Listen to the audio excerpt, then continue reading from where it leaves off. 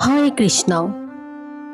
বন্ধুরা, আমাদের মনে তো এই প্রশ্ন সবসময়ই জাগে যে দুর্যোধন ও শকুনের সাথে পাশা খেলার সময় ভগবান শ্রীকৃষ্ণ কেন পাণ্ডবদের রক্ষা করলেন না, কেন আগে থেকেই তাদের বাধা দিলেন না। হ্যাঁ, আমাদের মতো এই প্রশ্ন উদ্ধবের মনেও জেগেছিল এবং তিনি এই প্রশ্ন ভগবানকে করেছিলেন। বন্ধুরা, মহাভারত থেকে আমরা জানি শৈশব থেকেই উদ্ধব শ্রীকৃষ্ণের সঙ্গে থাকতেন। তার রথ চালানো থেকে শুরু করে অনেক সেবা করতেন, কিন্তু তিনি কখনোই ভগবানের কাছ থেকে কোনো সাহায্য বা বর প্রার্থনা করেননি। যখন ভগবান তার শ্রীকৃষ্ণ অবতার লীলার প্রায় শেষ পর্যায়ে পৌঁছেছেন, তখন একদিন তিনি উদ্ধবকে বললেন, প্রিয় উদ্ধব, আমার এ অবতারে কত মানুষকে আমি সাহায্য করেছি, বর দিয়েছি, কিন্তু তুমি আমার কাছে কখনো কিছু চাও না। তুমি এখনই আমার কাছে কিছু প্রার্থনা করো। তোমাকেও কিছু কৃপা করার আনন্দ লাভের মাধ্যমে এ অবতারে আমার লীলা সমাপ্ত করতে চাই। যদিও উদ্ধব ভগবানের কাছে কিছু চাইতেন না, কিন্তু তিনি শৈশব থেকেই ভগবানের লীলা অত্যন্ত কাছ থেকে দেখতেন। ভগবানের শিক্ষা আর তার কাজের মধ্যে কিছু আপাত অসামঞ্জস্যতাকে বিহ্বল করত, যার ব্যাখ্যা জানতে তিনি সবসময় উদ্গ্রীব থাকতেন। একদিন তিনি ভগবানকে জিজ্ঞেস করলেন, আপনি আমাদের জীবনযাপনের একটি পথ দেখিয়েছেন, কিন্তু আপনি নিজে চলেছেন অন্যভাবে। আপনার মহাভারত লীলায় আমি আপনার অনেক লীলার কিছুমাত্র বুঝিনি। আমি আপনার কর্ম এবং তার উদ্দেশ্য সম্পর্কে জানতে অত্যন্ত উদ্গ্রীব। কৃপাপূর্বক আপনি আমার অভিলাষ পূর্ণ করবেন কি? শ্রীকৃষ্ণ বললেন, মহাভারতে যা আমি অর্জুনকে বলেছিলাম তা ভগবদ গীতা নামে খ্যাত।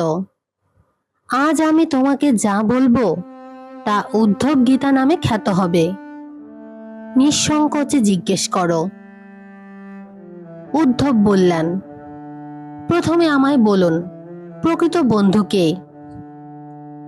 শ্রীকৃষ্ণ বললেন, প্রকৃত বন্ধু সেই যে বন্ধুর বিপদে সাহায্যের আহ্বানের অপেক্ষা না করেই বন্ধুর সাহায্যে চলে আসে।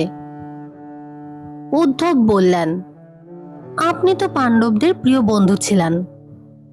তারা আপনাকে সব বিপদের পরিত্রাতা বলে বিশ্বাস করত। আপনি তো শুধু বর্তমান নয়, ভবিষ্যৎও জানেন। আপনি সর্বশ্রেষ্ঠ জ্ঞানী। আপনি কি তাদের সাথে প্রকৃত বন্ধুর মতো আচরণ করেছেন? আপনি কেন ধর্মরাজ যুধিষ্ঠিরকে পাশা খেলা থেকে বিরত রাখলেন না? আর যখন তা করলেন না, তবে কেন ধর্মরাজ যুধিষ্ঠিরের পক্ষে ভাগ্যকে পরিচালিত করলেন না, যাতে অন্তত ধর্মের জয় হতো? ধর্মরাজ যুধিষ্ঠির ধন সম্পদ, রাজ্য ও নিজেকে হারানোর পর আপনি তো পাশা খেলা বন্ধ করতে পারতেন। পাশা খেলার দণ্ড থেকে আপনি তাকে রক্ষা করতে পারতেন। আপনি তাও করেননি। দুর্যোধন যখন প্রস্তাব করেছিল যে পাণ্ডবদের সব সৌভাগ্যের উৎস দ্রৌপদীকে পাশার বাজি রাখলে ধর্মরাজ যুধিষ্ঠিরের সব হারানো সম্পদ ফিরিয়ে দেওয়া হবে, আপনি তো তখন আপনার ঐশ্বরিক ক্ষমতার ব্যবহার করে পাশার গুটিকে ধর্মরাজ যুধিষ্ঠিরের পক্ষে চালিত করতে পারতেন। বরং আপনি তখন এলেন যখন দ্রৌপদী তার সম্ভ্রম প্রায় হারিয়ে ফেলেছেন। আর আপনি দাবি করেন যে আপনি বস্ত্র দিয়ে তার সম্ভ্রম রক্ষা করেছেন। সভায় এতগুলো মানুষের মধ্যে একজন স্ত্রীলোকের চুল ধরে টেনে হিচড়ে এনে তার পরনের বস্ত্র প্রায় খুলে ফেলার পর তার কোনো সম্মান আর বাকি ছিল কি? আপনি তার কি রক্ষা করলেন? চরম বিপদের সময় আপনি সবাইকে রক্ষা করেন বলে আপনার খ্যাতি। বিপদের সময় যদি আপনি সাহায্য না করেন, তাহলে এ সাহায্যের অর্থ কি? এই কি ধর্ম? প্রশ্নগুলো করতে করতে উদ্ধবও অঝোর নয়নে কান্না করছিলেন। আসলে এই প্রশ্ন শুধু উদ্ধবের একার নয়, যারা মহাভারত পড়েছে তাদের অনেকের মনেই এই একই প্রশ্নের উদয় হয়। উদ্ধব অনেক আগেই ভগবানকে জিজ্ঞেস করেছেন। উদ্ধবের প্রশ্নের উত্তরে ভগবান শ্রীকৃষ্ণ হেসে বললেন, প্রিয় উদ্ধব, এই পৃথিবীর নিয়ম হলো শুধু তারাই জেতে যাদের বিবেক অর্থাৎ ভালো মন্দ পার্থক্যের বিচার বোধ আছে। যুধিষ্ঠিরের বিবেক কাজ করেনি যখন দুর্যোধনের বিবেক কাজ করেছিল, তাই দুর্যোধনের জয় হয়েছিল।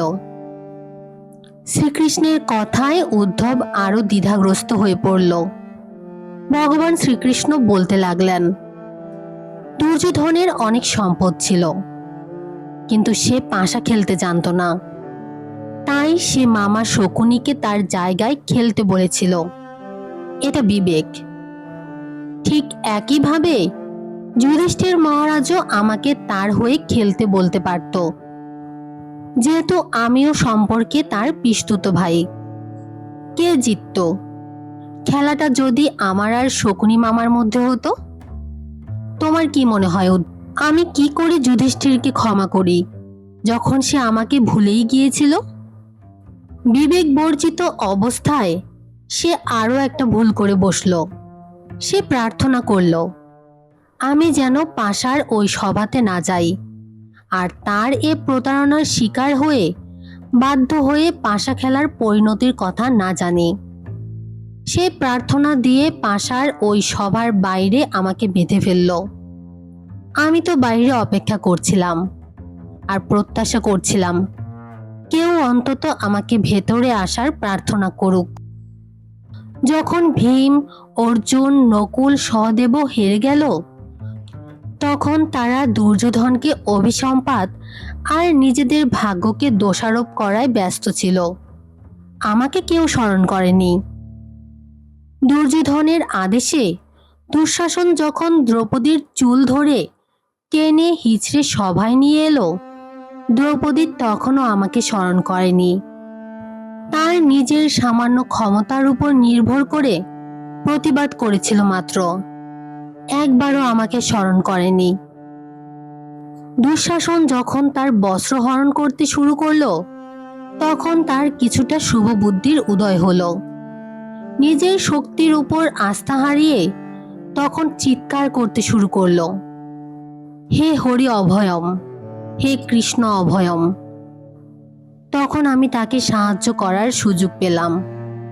আমাকে ডাকা মাত্রই আমি ছুটে গিয়েছি। এখন তুমিই বলো, আমার দোষটা কোথায়? উদ্ধব বললেন, অসাধারণ ব্যাখ্যা প্রভু, আমি সন্তুষ্ট। আমি কি আপনাকে আরেকটা প্রশ্ন করতে পারি? শ্রীকৃষ্ণ অনুমতি দিলে উদ্ধব জিজ্ঞেস করলেন, প্রভু, তাহলে আপনি কি শুধু ডাকলেই আপনার ভক্তের সাহায্যে আসেন, নিজে থেকে ধর্ম রক্ষার জন্য আসেন না? শ্রীকৃষ্ণ হেসে বললেন, উদ্ধব, পৃথিবীতে সবার জীবন চালিত তাদের কর্মফলের উপর। আমি এতে কোনো হস্তক্ষেপ করি না। আমি অত্যন্ত কাছ থেকে সবকিছুর সাক্ষী হই মাত্র। এটাই ঈশ্বরের ধর্ম। উদ্ধব বললেন, ও, তাহলে আপনি আমাদের খুব কাছে থেকে আমাদের পাপ কর্ম করতে দেখতে থাকবেন। আমরা যখন পাপের পর পাপ করতে থাকব, আপনি তখনও দেখতে থাকবেন। আপনি কি চান আমরা একের পর এক পাপ করতেই থাকি, ভুল করতেই থাকি, আর তার ফলে শাস্তি পেতে থাকি? শ্রীকৃষ্ণ বললেন, উদ্ধব, তোমার প্রশ্নের গভীরতা অনুধাবন করো। তুমি যখন বুঝতে পারছো আমি তোমার খুব কাছে, তোমার সব কর্মের সাক্ষী হই, কি করে তুমি খারাপ বা অনৈতিক কাজ করো? যদি তুমি ভাবো আমার অজ্ঞাতেই তুমি অনেক কিছু করতে পারো, আর ঠিক তখনই তুমি বিপদে পড়ো। ধর্মরাজ যুধিষ্ঠিরের অজ্ঞতা ছিল এই যে তিনি ভেবেছিলেন তিনি আমার অজ্ঞাতে পাশা খেলবেন। যদি তিনি সত্যি এটা অনুধাবন করতেন যে আমি সব সময় সবার সঙ্গে তাদের কর্মের সাক্ষী থাকি। তাহলে কি পাশার ওই সভা ভিন্নভাবে শেষ হতো না? উদ্ধব বিস্ময়ে হতবাক হয়ে গেলেন, ভক্তিতে আপ্লুত হলেন। তিনি বললেন, কি সুগভীর দর্শন, কি সুমহান সত্য! আমরা যখন এটা জানি যে কোনো কিছুই ভগবান ছাড়া চলে না, তখন আমরা কিভাবে সাক্ষী হিসেবে তার উপস্থিতি অনুধাবন করতে পারি না? এই চরম সত্য ভুলে গিয়ে আমরা কিভাবে অপকর্ম করি? ভগবদ গীতা জুড়ে এই শিক্ষাই তো ভগবান অর্জুনকে দিয়েছেন। তিনি অর্জুনের রথের সারথি তথা তার পথ নির্দেশক হয়েছেন, নিজে যুদ্ধ করেননি। তো বন্ধুরা, আসুন আমরা সবাই আমাদের ভেতরে বাইরে সর্বাবস্থায় সে চিরন্তন সাক্ষীকে অনুধাবন করি তথা কৃষ্ণ ভাবনামৃতে নিমজ্জিত হই। আমাদের ভেতরে সেই মহান সত্তার উপস্থিতি আবিষ্কার করি, যিনি প্রেমময়, কৃপাময়, পরম চৈতন্য। হরে কৃষ্ণ।